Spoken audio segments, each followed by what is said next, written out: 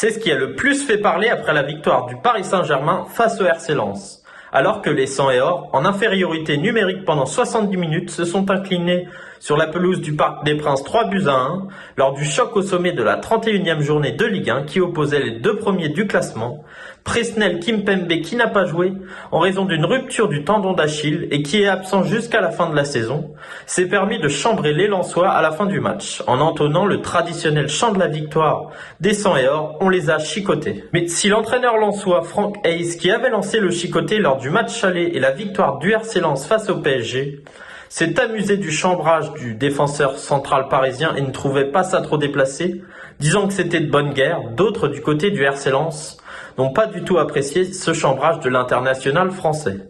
C'est le cas notamment de Jonathan Gradit qui a partagé son incompréhension, disant que ça aurait été beaucoup plus beau s'ils avaient été 20 sur le terrain et non 5 comme ce fut le cas. Brice Samba s'en est également pris à Presnel Kimpembe et a trouvé ça petit et trouvait que ça n'avait pas lieu d'être. Mais est-ce que ce chambrage de Presnel Kimpembe était vraiment irrespectueux envers les Lensois ? Pour moi, oui, même si dans le fond, le chambrage fait partie du sport et que c'est de bonne guerre, comme l'a dit Franck Hayes. Mais le fait qu'il soit quasiment seul à entonner ce chant et que ses coéquipiers et le public du Parc des Princes ne l'aient même pas suivi, était malaisant et ridicule et prouve que ce n'était pas la meilleure des idées du Parisien.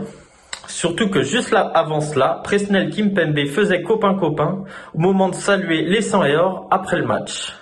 Dans une moindre mesure, cela rappelle le chambrage de Jérôme Rotten. L'ancien milieu de terrain parisien avait chanté les corons dans l'avion après le dernier match lors de la saison 2007-2008 où le RC Lens avait été relégué en Ligue 2. Merci de nous avoir suivis et n'oubliez pas, vous pouvez nous retrouver sur notre chaîne But Football Club sur YouTube et donner votre avis en commentaire.